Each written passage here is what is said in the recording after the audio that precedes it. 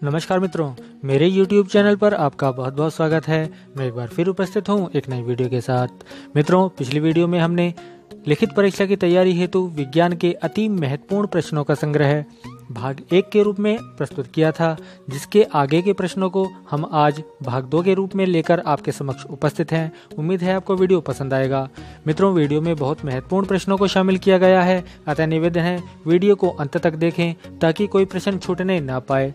तो देर न करते हुए चलिए वीडियो शुरू करता हूँ। किंतु आगे बढ़ने से पहले मैं निवेदन करूंगा, यदि आपने मेरा चैनल अभी तक सब्सक्राइब नहीं किया है तो वीडियो के नीचे लाल रंग के सब्सक्राइब बटन को क्लिक करके मेरा चैनल सब्सक्राइब कर लें तथा बराबर में दिए गए बेल आइकन को भी क्लिक कर दें, जिससे मेरी वीडियो अपलोड होते ही तुरंत आपको सूचना मिल जाया करे। चलिए शुरू करते हैं आज की वीडियो। तो चलिए मित्रों, शुरू करते हैं आज भाग 2 में आगे के प्रश्नों को। ठीक है, सबसे पहले बात करते हैं त्वरण की। त्वरण वेग परिवर्तन की दर त्वरण कहलाता है।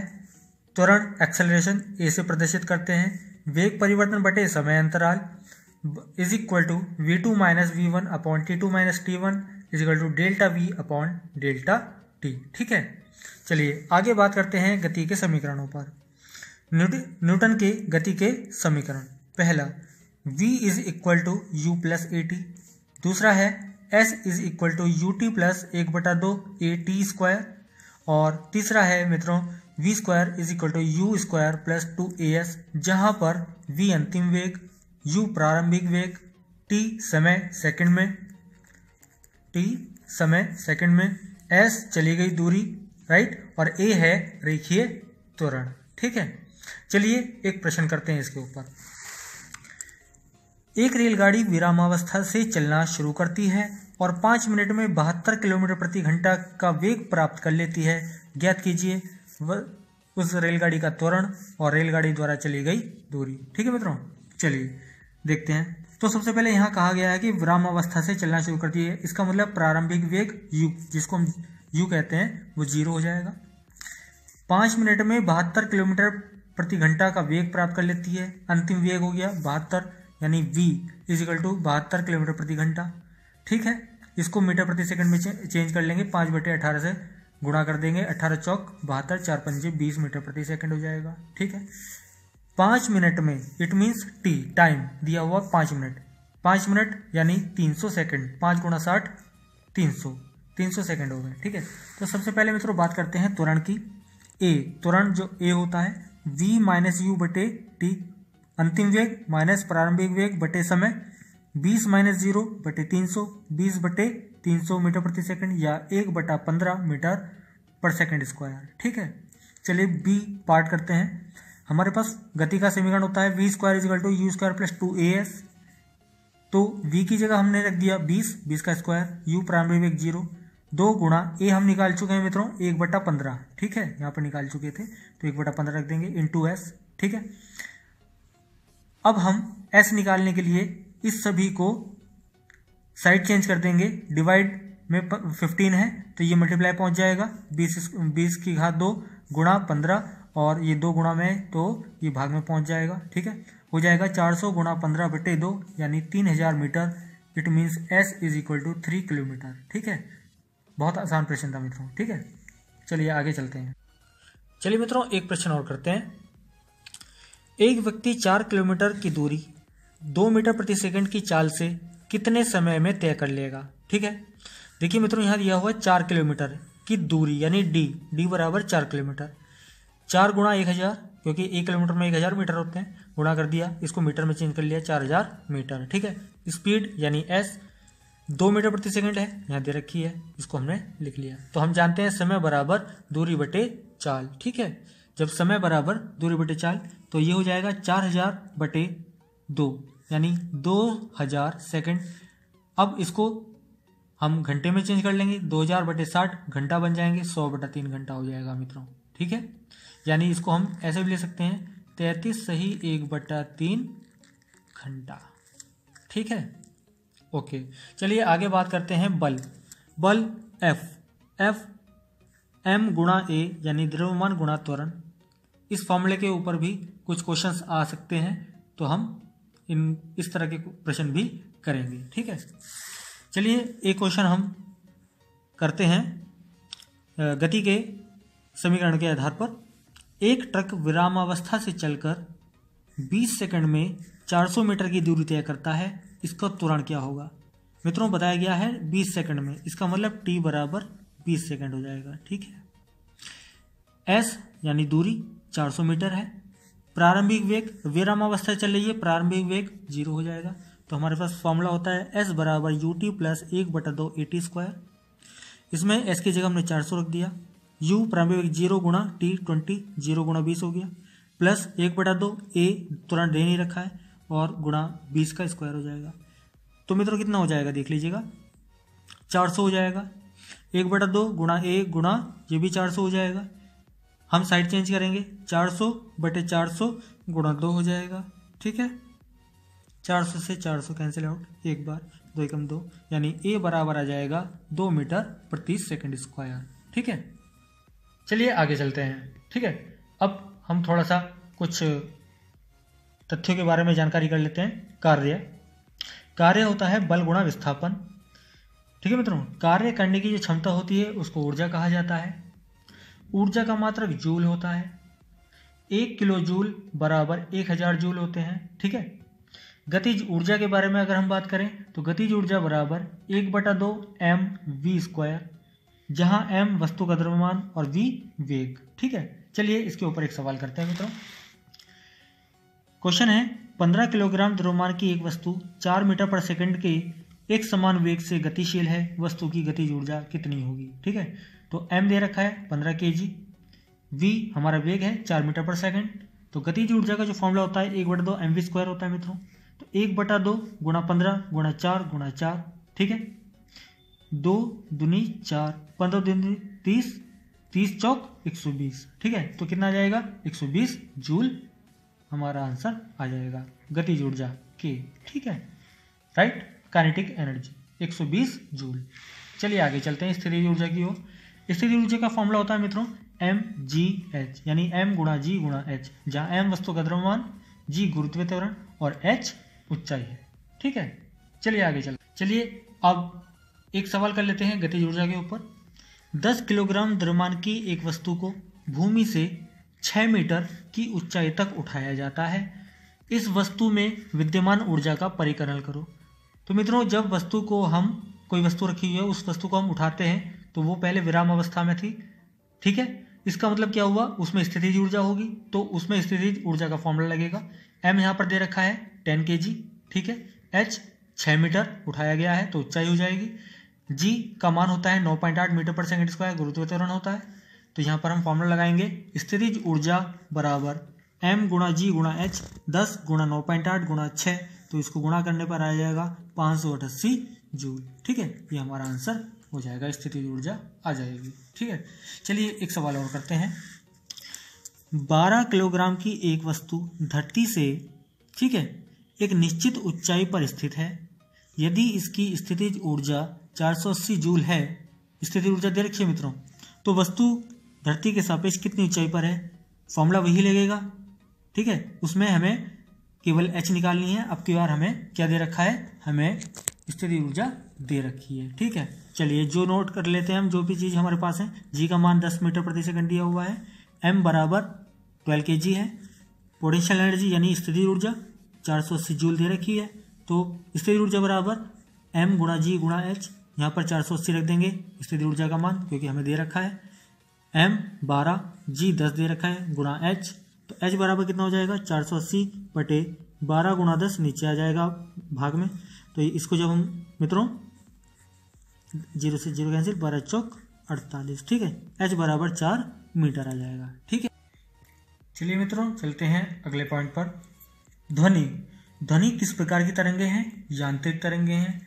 ध्वनि संचरण के लिए माध्यम की आवश्यकता होती है, यह निर्वात से होकर नहीं चल सकती। ठीक है, 1 सेकंड में किए गए दोलनों की संख्या को ध्वनि तरंग की आवृत्ति कहते हैं। इसे न्यू, ये इसका साइन है मित्रों, न्यू से प्रदर्शित करते हैं। इसका मात्रक हर्ट्ज होता है। ठीक है, यानी आवृत्ति न्यू इज इक्वल टू 1/आवर्तकाल बराबर 1/कैपिटल T। ठीक है, ध्वनि एक दोलन करने में जितना समय लेती है उसे आवर्तकाल कहा जाता है। ठीक है मित्रों, चलिए ध्वनि के वेग के बारे में बात करते हैं। ध्वनि का वेग बराबर लैम्डा इंटू न्यू, यानी तरंग दैर्ध्य गुणा आवृत्ति। इसके ऊपर एक सवाल कर लेते हैं। किसी ध्वनि तरंग की आवृत्ति 2 किलोहर्ट्ज है और तरंग दैर्ध्य 35 सेंटीमीटर है। यह 1.5 किलोमीटर दूरी चलने में कितना समय लेगी? तो न्यू दे रखा है मित्रों 2 किलोहर्ट्ज यानी 2000 हर्ट्ज हो जाएंगे। लैम्डा यानी तरंग दैर्ध्य दे रखी है 35 सेंटीमीटर यानी 0.35 मीटर हो जाएगा। तो आप जानते हैं फॉर्मूला क्या होता है, v is equal to nu into lambda. 2000 गुणा 0.35 कितना आ जाएगा? 700 मीटर प्रति सेकंड आ जाएगा। अब आप जानते हैं समय बराबर दूरी बटे वेग होता है। तो यहाँ पर तरंग का वेग कितना है? v है और d चली गई दूरी है। t बराबर निकालना है तो t बराबर d अपॉन v हो जाएगा। तो 1.5 गुणा 1000 बटे कितना हो जाएगा मित्रों? 700। ठीक है, 0 से 0 कैंसिल आउट हो गया और ये आ जाएगा 150 बटे 7। कितना आ जाएगा? t बराबर आ जाएगा 2.1 सेकेंड। ठीक है, चलिए मित्रों आगे चलते हैं। वायरस से होने वाले रोग खांसी, जुकाम, इन्फ्लुएंजा, डेंगू, एड्स। बैक्टीरिया द्वारा होने वाले रोग टाइफाइड, हैजा, क्षय रोग, एंथ्रेक्स। ठीक है, फंजाई द्वारा होने वाले रोग त्वचा रोग, खुजली। प्रोटोजोआ से होने वाले रोग मलेरिया, कालाजार। चलिए कुछ समीकरण की ओर चलते हैं। CH3 CH2Br plus NOH is equal to CH3 CH2OH plus NaBr किस प्रकार की अभिक्रिया है? Substitution. CH3 CHBr CH3 plus NaOH is equal to CH2 double bond CH3 plus NaBr plus H2 किस प्रकार की अभिक्रिया है? एलिमिनेशन। ठीक है, अगला है HCl plus NaOH is equal to NaCl plus H2O किस प्रकार की अभिक्रिया है? मित्रों ये न्यूट्रलाइजेशन यानी उदासीनीकरण की अभिक्रिया है। इसमें ये अम्ल HCl है और ये क्षार है NaOH, दोनों मिलकर लवण बना रहे हैं, साल्ट। ठीक है, NaCl बना रहे हैं और जल बन रहा है, तो ये उदासीनी अभिक्रिया हो गई। ठीक है, चलिए मित्रों आगे चलते हैं। इलेक्ट्रॉन अफिनिटी यानी इलेक्ट्रॉन स्नेहता का घटनाक्रम Li Na K Rb Cs। अगला है FCl Br I।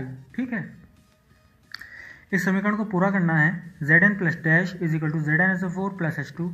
तो इसका सही आंसर है हमारा Zn plus H2SO4 is equal to ZnSO4 plus H2।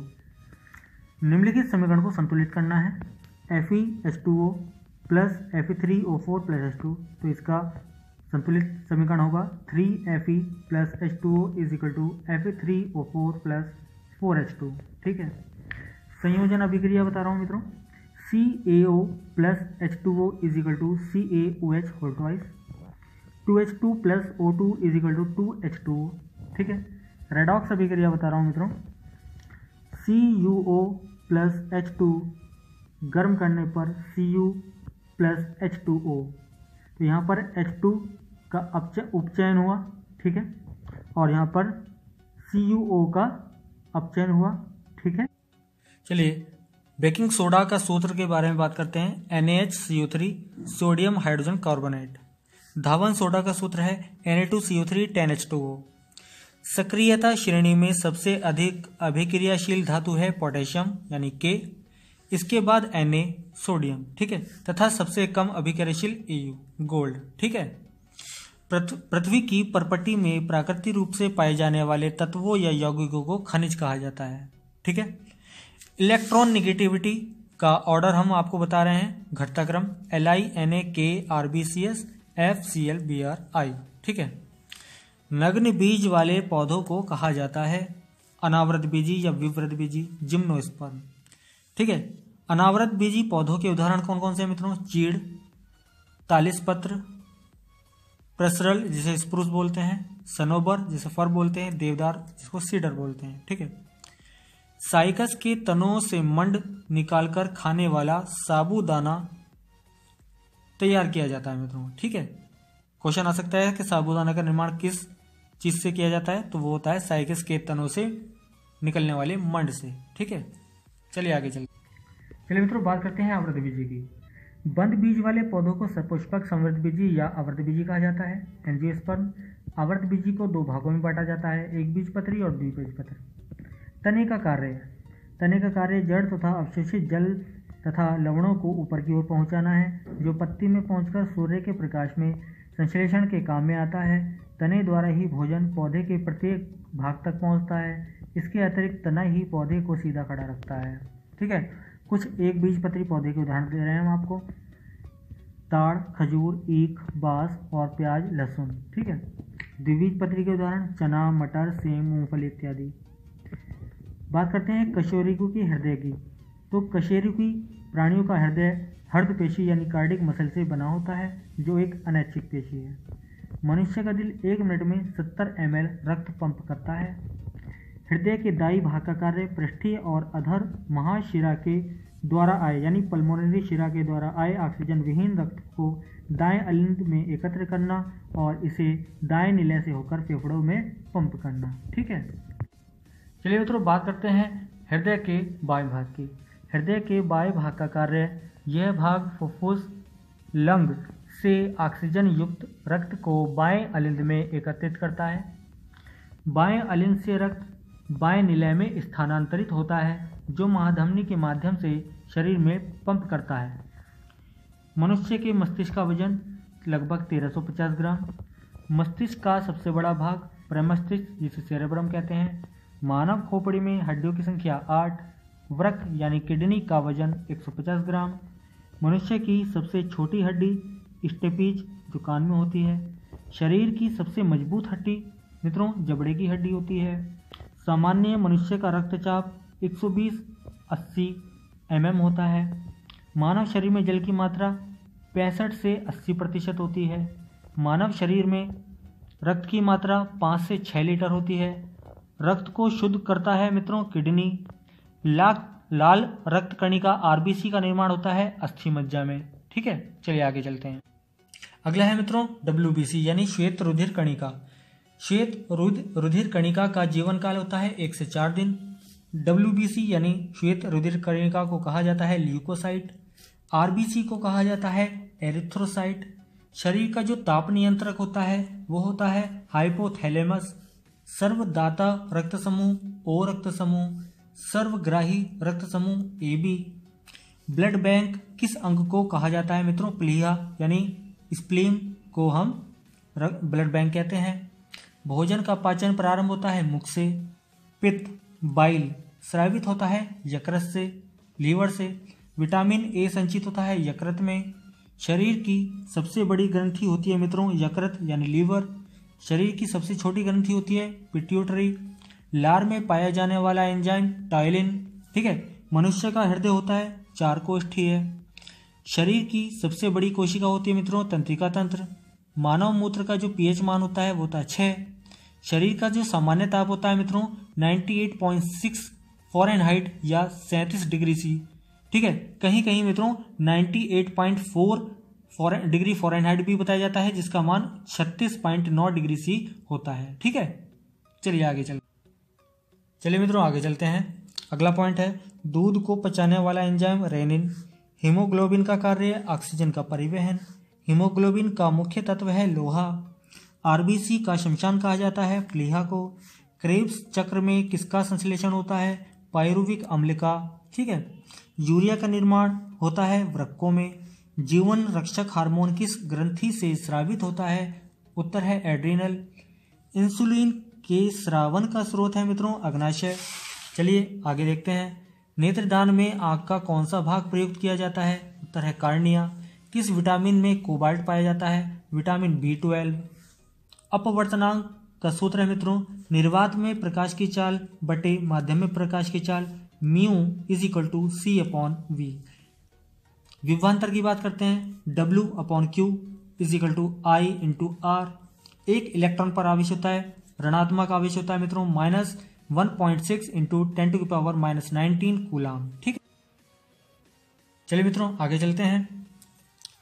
100 वाट का विद्युत बल्ब 1 मिनट में कितनी ऊर्जा का स्थानांतरण करता है? ठीक है, चलिए इस प्रश्न को पढ़ते हैं। 100 वाट इसका मतलब क्या हुआ? ये मित्रों ये हमें सामर्थ्य दे रखी है इसकी P = 100 वाट। T 1 मिनट यानी 60 सेकंड। ठीक है, तो E या W ऊर्जा से प्रदर्शित करते हैं P × T है ना। P सामर्थ्य गुणा समय, तो 100 × 60 यानी 6000 जूल हो जाएंगे। ठीक है मित्रों, बहुत आसान प्रश्न था। बात करते हैं 1 किलोवाट में कितने वाट होते हैं, तो 1 किलोवाट बराबर 1000 वाट। एक अश्व शक्ति में 746 वाट।